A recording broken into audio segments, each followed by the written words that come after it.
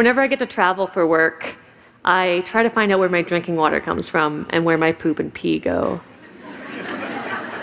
This has earned me the nickname the Poo Princess in my family, and it's ruined many family vacations. Because this is not normal.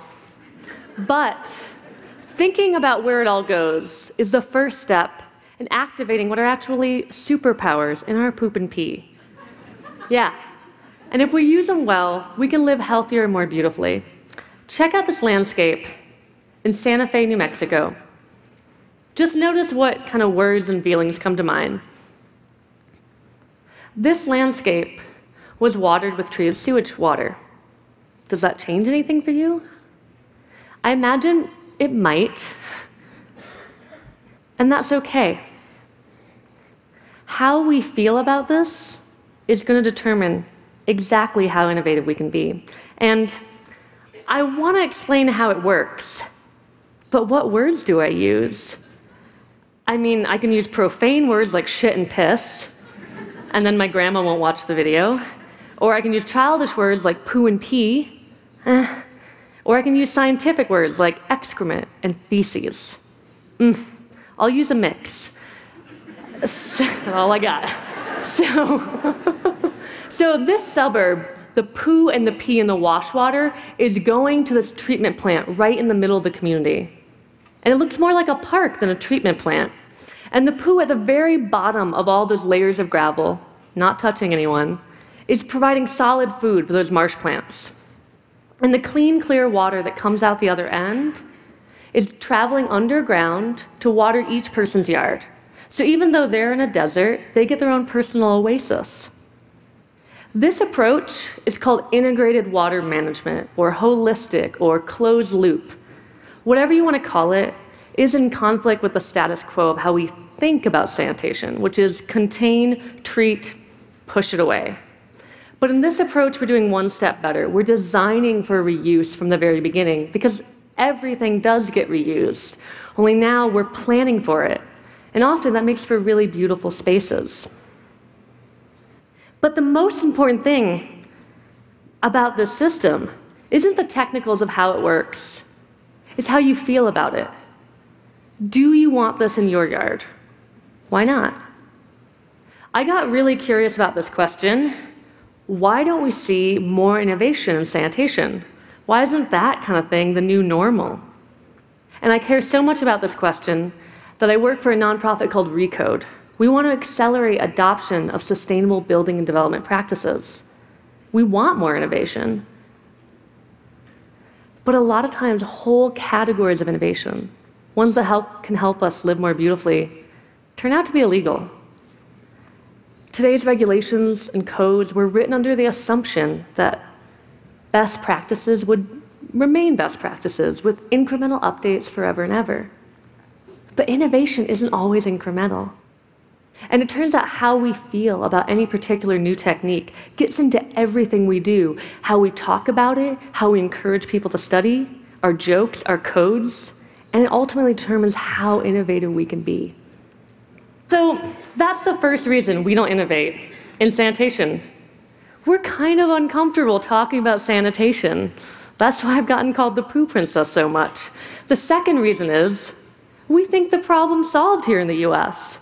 But not so. Here in the US, we still get sick from drinking shit in our sewage water.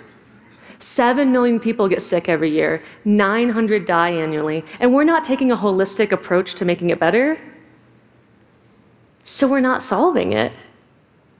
Where I live in Portland, Oregon, I can't take Echo for a swim during the rainy season because we dump raw sewage sometimes into our river.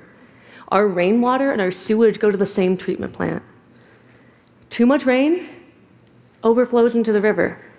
And Portland is not alone here. 40% of municipalities self-report dumping raw or partially treated sewage into our waterways. The other bummer going on here with our status quo is that half of all of your poop and pee is going to fertilized farmland.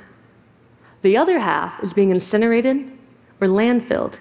And that's a bummer to me, because there's amazing nutrients in your daily duty. It is comparable to pig manure. We're omnivores, they're omnivores. Think of your poo and pee as a health smoothie for a tree. You know? The other bummer going on here is that we're quickly moving all the drugs we take into our waterways. The average wastewater treatment plant can remove maybe half of the drugs that come in. The other half goes right out the other side. Consider what a cocktail of pharmaceuticals, hormones, steroids, Vicodin does to a fish, to a dog, to a child. But this isn't just some problem that we need to contain. If we flip this around, we can create a resource that can solve so many of our other problems. And I want to get you comfortable with this idea, and so imagine the things I'm going to show you, these technologies, and this attitude that says, we're going to reuse this, let's design to make it beautiful, as advanced potty training. And I think you're ready for it. I think we as a culture are ready for advanced potty training. And there's 3 great reasons to enroll today. Number 1, we can fertilize our food. Each one of us is pooping and peeing something that could fertilize half or maybe all of our food, depending on our diet. And that dark brown poo in the toilet is dark brown because of what? Dead stuff, bacteria. That's carbon. And carbon, if we're getting that into the soil, is going to bind to the other minerals and nutrients in there. Boom, healthier food. Voila, healthier people. And chemical fertilizers, by definition, don't have carbon in it. Imagine if we could move our animal manure and our human manure to our soil.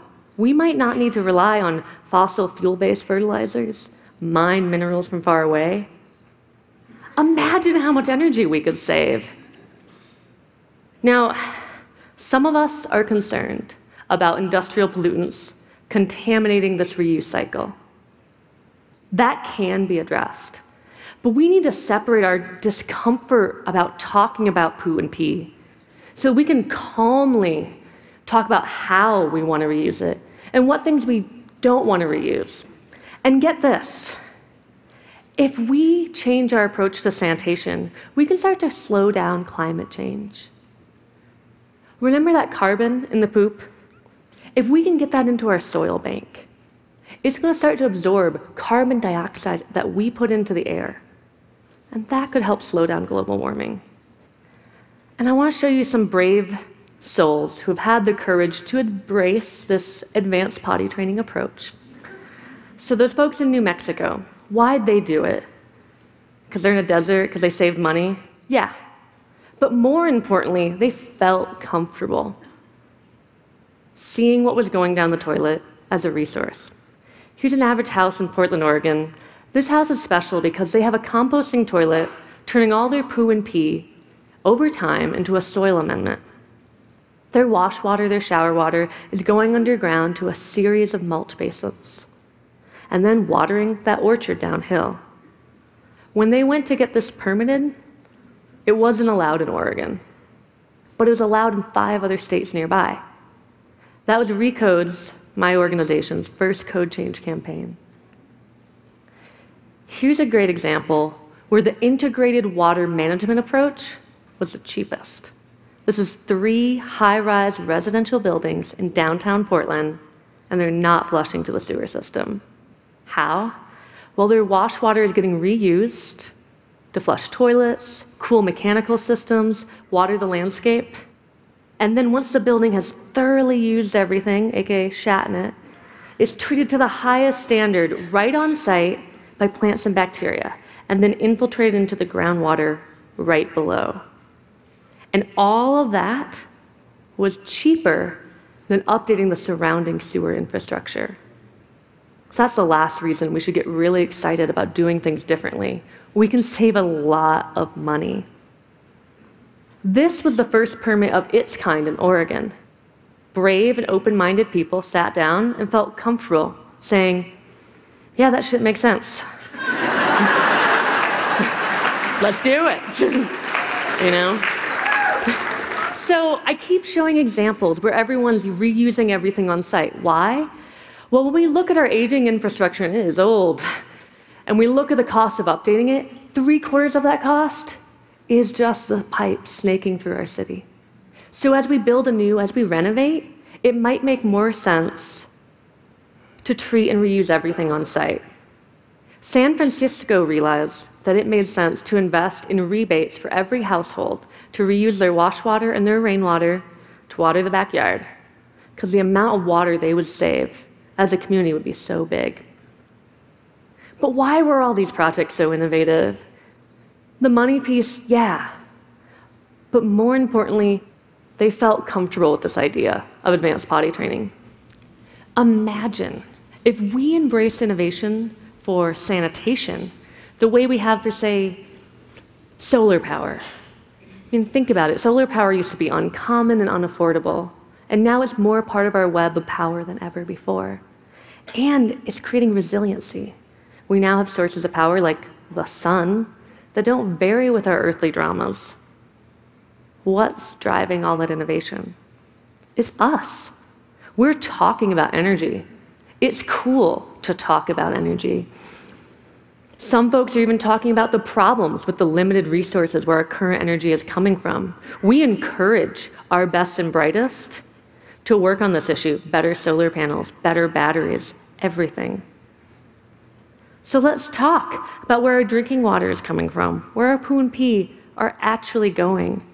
If we can get over this discomfort with this entire topic, we could create something that creates our future gold mine. Every time you flush the toilet, I want you to think, where is my poop and pee going? Will they be gainfully employed? Or are they going to be wreaking havoc in some waterway? And if you don't know, find out. And if you don't like the answer, figure out how you can communicate to those who can drive this change that you have advanced potty training, that you are ready for reuse. How all of you all feel is going to determine exactly how innovative we can be. Thank you so much.